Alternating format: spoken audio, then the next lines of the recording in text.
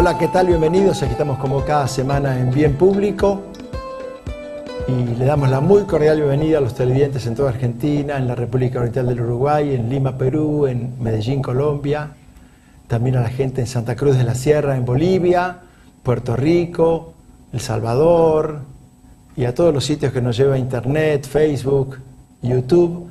Y hoy tenemos un invitado muy especial, muy anhelado, Sergio Sinay. Bienvenido, Sergio.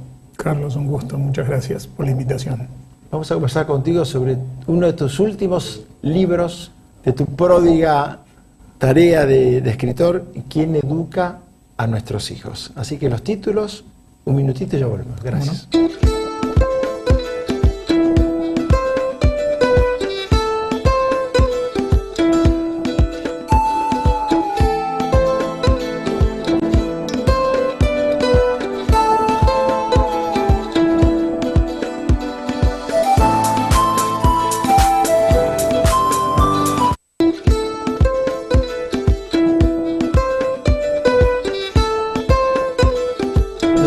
De hoy, Sergio Sinay, para quienes no lo conocen, es una autoridad en materia de vínculos, escritor, periodista, escritor prolífero, ha hecho muchos trabajos y esta vez dentro del eje temático de su producción, de su pensamiento, ¿quién educa a nuestros hijos?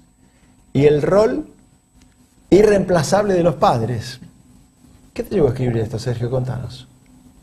Mira, Carlos, esto es como la continuidad de un pensamiento, de una inquietud que comenzó hace ya varios años con un libro que se llamaba La Sociedad de los Hijos Huérfanos. Tengo la necesidad de insistir en aquello que había dicho entonces, que creo que vivimos en una sociedad donde por primera vez se puede decir que hay una generación de chicos huérfanos con padres vivos, ¿sí? Siempre ha habido quizás padres más involucrados o menos involucrados en la crianza y la educación de sus hijos, pero los menos involucrados, digamos, no dejan de ser casos particulares, especiales, pero no eran la tendencia. Ahora que se habla tanto de tendencias que, dentro de lo social y cultural, hoy en día hay una tendencia al ausentamiento, a la ausencia de los padres, al ausentarse de los padres, del cumplimiento de funciones que son esenciales. Entonces a mí lo que me llevó a escribir este libro es a continuar aquel pensamiento y profundizarlo, a continuar este diálogo con aquellos padres que sí cumplen con sus funciones, porque también ellos necesitan de alguna manera escuchar alguna voz que los respalde, certificar que lo que están haciendo, no quedar ellos también huérfanos de alguna manera, ¿no? Sino tener la certeza de que están cumpliendo con la tarea esencial, que es la de educar. Porque el título de este libro es ¿Quién educa a nuestros hijos? La respuesta es muy breve y muy sencilla. A los hijos los educan los padres, no los educa la escuela. La escuela los instruye, la escuela los instrumenta. La escuela es un puente irreemplazable entre el chico y el mundo, un puente seguro, además, para introducirse en el mundo en el que va a vivir. Y sobre todo la escuela es el gran agente socializador de la sociedad. Socializador de verdad, digamos, es el espacio de la diversidad, es el espacio donde confluyen historias diferentes, personas diferentes y conviven, tienen que aprender a convivir con valores, con normas, con ideas y con propósitos comunes muchas veces. Entonces, esto no se puede hacer en otro lugar que no sea en la escuela. Y no se puede hacer antes del momento en que se empieza a hacer. Por esto no es casual que se inicie la instrucción formal, que se inicie la vida escolar de una persona a los 5 o 6 años desde siempre. Esto no se va a poder ni adelantar ni retrasar, es así. Ahora, a los 5 o 6 años, cuando empieza esa instrucción formal, hay 5 años de educación. La educación ya empezó. La educación empieza en el hogar. Y la educación se sostiene en 3 pilares, desde mi punto de vista. La transmisión de valores, no por el discurso, sino por la actitud, por la acción. Por el ejemplo. Por el ejemplo. Es la vieja historia de que lo que educa es el ejemplo. Y en términos de valores, se transmiten valores viviéndolos, no se transmiten valores hablando sobre ellos, se transmiten valores viviéndolos. Viviéndolos de tal manera que los valores lleguen a constituir para las personas una especie de piel, podríamos decir de piel moral. Así como la piel física es imposible que nos la quitemos, y es nuestro órgano de contacto, nuestro gran órgano de contacto con el mundo y con el hábitat en el que estamos. Los valores son nuestro gran órgano de contacto con el otro, con el universo. Es nuestra piel moral. Entonces, no nos sacamos la piel porque nos aprieta o porque la usamos todo el día y se gastó o hay que lavarla y plancharla para ponérsela mañana de nuevo. Entonces, lo mismo debe ocurrir con los valores. Entonces, se educa transmitiendo valores. Se educa enseñando que la otra persona es un fin y no un medio. Para lo cual hay que construir, empezando por el vínculo que uno construye con sus hijos como padre, un vínculo donde el otro sea un fin y no un medio. Y esto, en una sociedad utilitaria, como es la que vivimos, es esencial. Una sociedad utilitaria es una sociedad en donde todo tiene que ser útil, todo tiene que servir para algo, incluso las personas. Entonces los vínculos se establecen en términos de si me sirve o no me sirve. Así es. Y a veces ocurre hasta con un hijo, ¿viste? Que cuando se traen hijos al mundo, pensando más en lo que ese hijo le va a producir al padre en materia de satisfacción, en materia de llenar a lo mejor vacíos afectivos, de venir a remediar a lo mejor problemas vinculares, ¿no? Con lo cual ya estamos empezando con una concepción utilitaria del hijo. Entonces, al hijo, desde el vínculo inicial que un padre, una madre construyen con él, hay que enseñarle también vivencialmente, no por el discurso, que la relación con otra persona es una relación de sujetos, es una relación de semejantes, no es una relación de un sujeto con un objeto. Esto es esencial para educar, para la vida. Y yo diría que el tercer gran pilar de la educación es transmitir la certeza de que cada vida tiene un propósito, de que cada vida tiene un sentido, de que no hay vidas azarosas. Y en realidad un hijo en la vida de una persona, cuando estoy hablando de hijos, Carlos, hablo de hijos biológicos o adoptados, ¿sí? Porque a los fines del vínculo que estamos hablando, del vínculo padres e hijos, la verdad que los creadores de ese vínculo son los padres. Es el único vínculo que no se da entre personas ya establecidas previamente en el mundo, ya traídas al mundo. Es un vínculo donde uno de los vinculados lo trae al otro, lo convoca, por lo tanto tiene una enorme responsabilidad, porque lo convoca y le tiene que responder, le tiene que decir para qué fue la convocatoria, y lo convoca biológicamente o lo convoca por vías de la adopción. Sí, las familias Mecano, donde el señor tenía 2 niños y ella tenía una niña. Mientras hablabas pensaba en una cosa que decía mi abuela Sara Abad, decía, el hogar es la escuela. Y no había dudas que traer hijos al mundo, a mí me da un poco de escalofrío cuando veo especialmente mujeres cercanas a los 40, yo, Carlos, quiero tener un hijo. No escucho una pareja y como fruto de ese vínculo un hijo, quiero tener un hijo para mí, digamos, ¿no? Sí. Y también veo como cosa muy positiva en la Argentina y en América Latina la vocación por tener hijos. Métodos de concepción, propuestas legislativas para que las inseminaciones estén incluidas, adopción, en fin, una cantidad de cosas. Pero hay una gran contradicción o una gran paradoja entre esto que se ve por un lado y luego la sociedad de los hijos huérfanos y los niños informados por la escuela, pero como una deserción adulta en la formación de parte de los padres. Absolutamente, porque más allá de la fase procreativa, digamos, más allá del hecho de la procreación cuando se tiene un hijo, porque si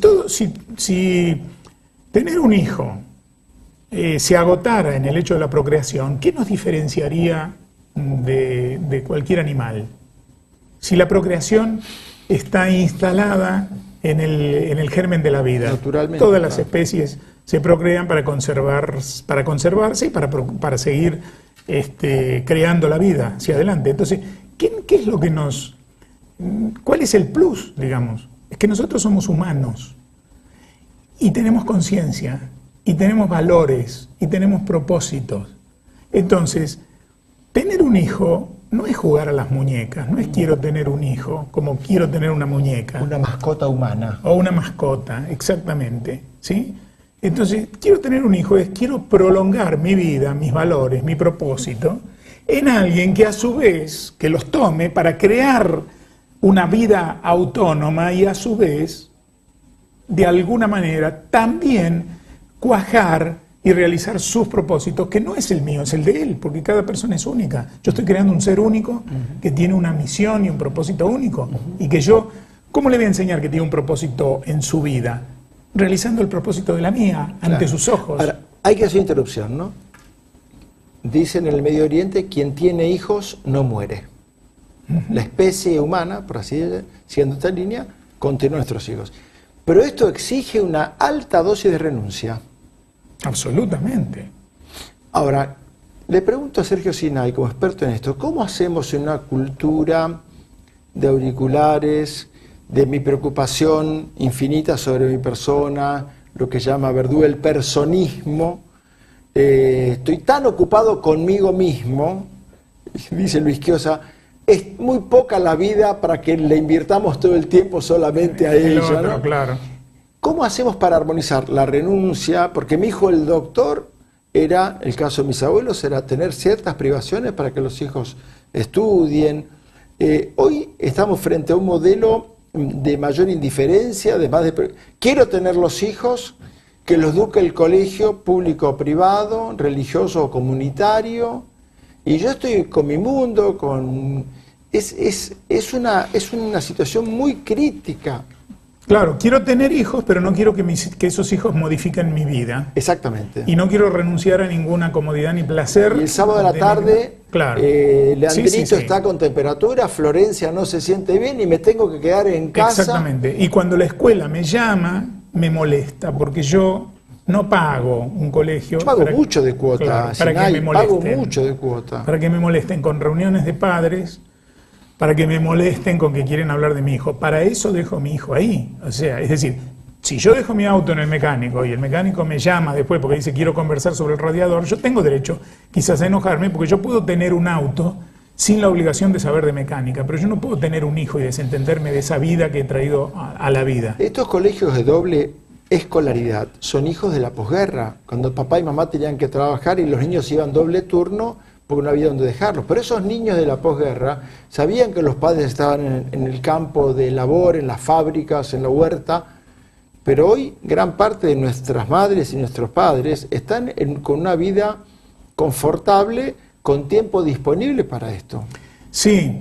Pero el compromiso ha disminuido muchísimo. Ha disminuido mucho. Yo creo que deberíamos, que en este mundo donde hay un sistema económico y social a veces perverso, que trabaja con la promesa de que se puede todo, y que además se puede sin esfuerzo, este mundo digitalizado, donde además con 2 dedos y un mouse podríamos acceder a todo. Un doble clic. Exactamente. También pareciera que así se accede a la paternidad o a la maternidad, pero la paternidad o la maternidad no se accede así. Nunca se accedió y nunca se accederá.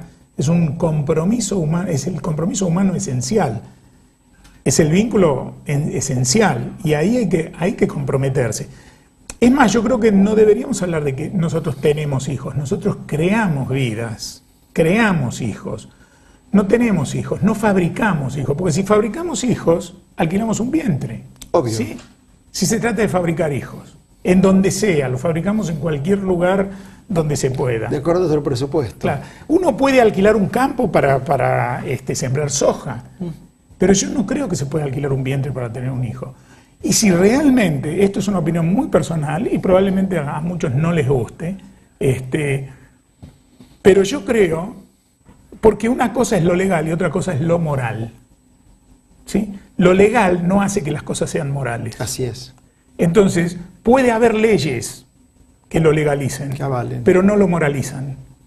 No moralizan la situación respecto de esa vida. Y por otro lado, lo que a mí me parece es que la vocación paterna o materna, digamos, tendría el cartón lleno si se realiza a través de un hijo biológico. Pero si es imposible realizarlo a través de un hijo biológico, esto no mata la vocación, si es que la vocación es verdadera. Y hay muchas vidas para maternar y para paternar en el mundo que están esperando ser maternadas y paternadas. Y que están ahí. Y la verdad, que cuando uno dice, yo quiero tener un hijo, pero mío. Si no es mío, no es hijo. Entonces uno está despreciando a muchas vidas a las que podría servir. Yo pensaba, mientras vos hablabas del tema del rol del papá y la mamá, especialmente en la adolescencia, o ahora ya en edades más pequeñas, con jóvenes, niños precoces que preguntan al hueso, y es que también hay que tener solvencia en el ser interior, en la formación, en la dedicación, aún para decir, no sé, papá Sergio, papá Carlos, ¿por qué tal cosa? Y por qué hay que tener un saber, un discurso, un sentimiento, una convicción explícita y tácita, digamos. No mentir, hacer el bien, no matar, no robar, son cosas que están en las casas. Cuando ocurre lo contrario, también los niños son el espejo, estas tiranías de niños tan pequeños. Pero el ser padre significa un gran esmero y un gran entrenamiento interno, un trabajo profundo para poder satisfacer sabia y eficazmente ese tema, o del mejor modo que se pueda. Absolutamente, y además no se puede aprender antes de tener un hijo, y no se puede aprender por afuera de la paternidad o por afuera de la maternidad.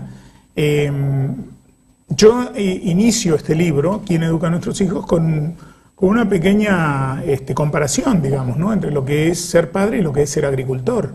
Un agricultor no tira semillas así, por ahí anda tirando semillas y si sale algo, digamos, y después viene dentro del ciclo de la planta, cuando termina el ciclo de la planta, a recoger frutos de aquella semilla que él tiró al garete y después se fue a seguir haciendo lo que tenía ganas de hacer, digamos, ¿no? Se queda ahí, se queda porque va a haber sequía, se queda porque puede haber inundación, se queda porque va a haber plagas, se queda porque va a haber un sol benéfico que es importante que la planta lo aproveche, que no le sea obstruido, se queda porque cuando hay buen riego o cuando hay una lluvia nutriente, también hay que estar para que no se pierda. Se queda ahí porque tiene que podar y ese agricultor sabe que podar no es mutilar la planta. Sabe que puede haber sequía o granizo. Que el precio puede subir, que el precio puede bajar. Y sabe que tiene que podar y que cuando pode no va a estar lastimando a la planta, sino que la va a estar ayudando a crecer en una dirección y con fuerza para que no se vaya en vicio, ¿verdad?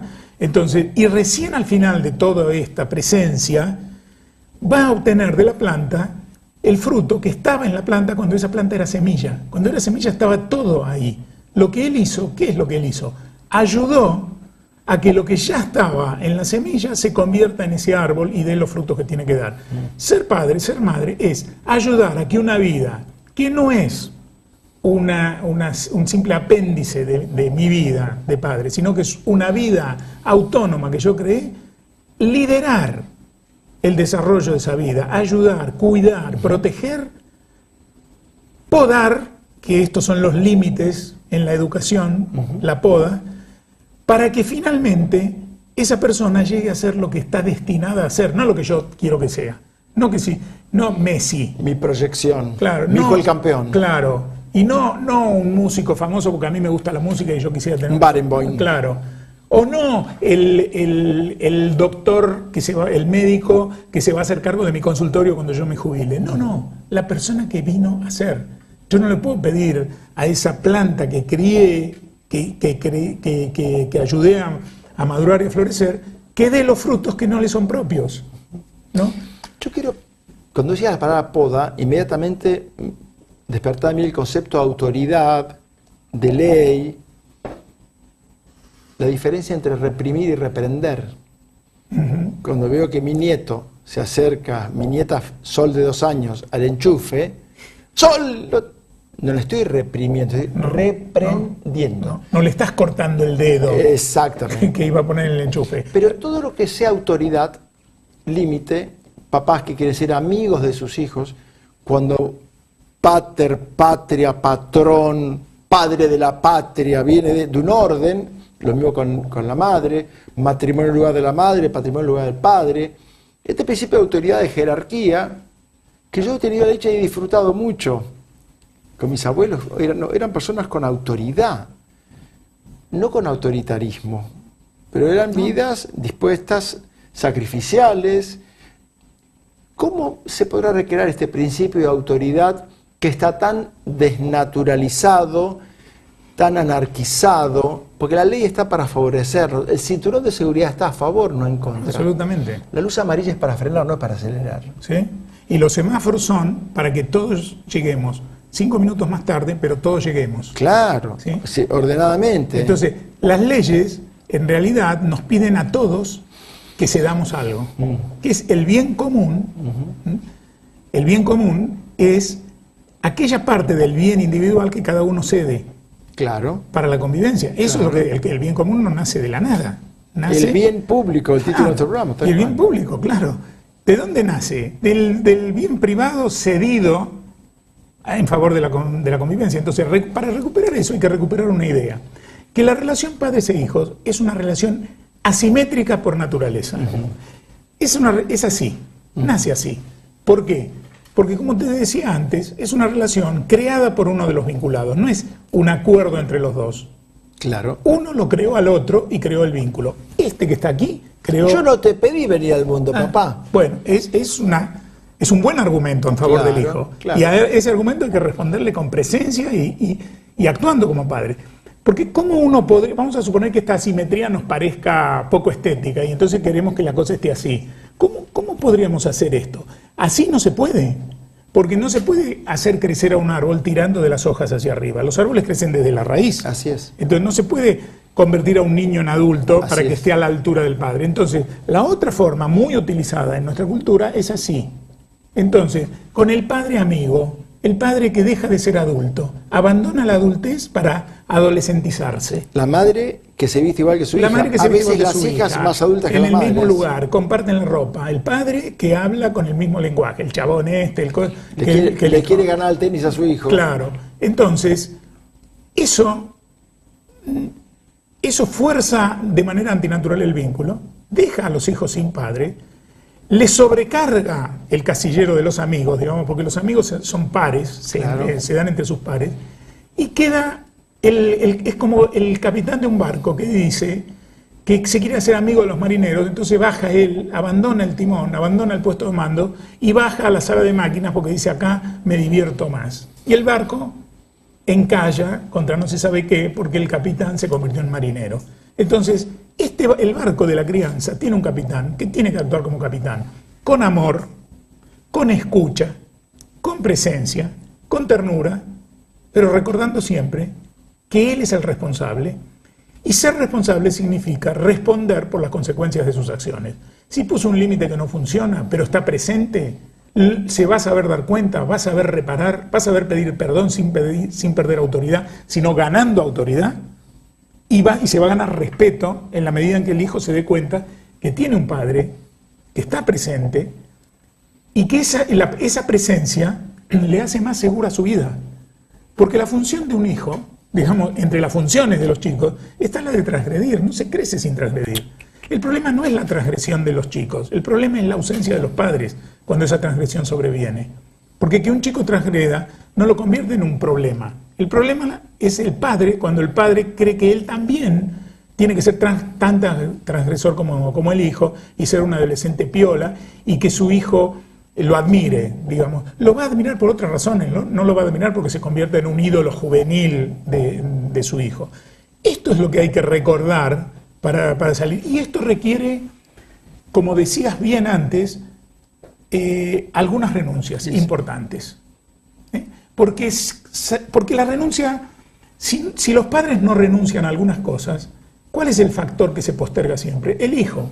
Cuando el padre no puede dejar de ir a todas las reuniones que tiene que ir, no puede dejar de hacer todas las cosas que tiene que hacer por el trabajo porque si no pierde posiciones o mercados Cuando o lo que dice sea. que a los 15 años el hijo es grande. Cuando hace todo esto, entonces, ¿qué es lo que siente el hijo? Y lo siente de verdad, Carlos, porque yo trabajo en esto, he hablado con muchos chicos, lo cuentan, lo perciben, en fin, cuando lo verbalizan, que todas esas cosas que sus padres no pueden dejar son más importantes que él, que el hijo. Porque al hijo sí lo pueden postergar.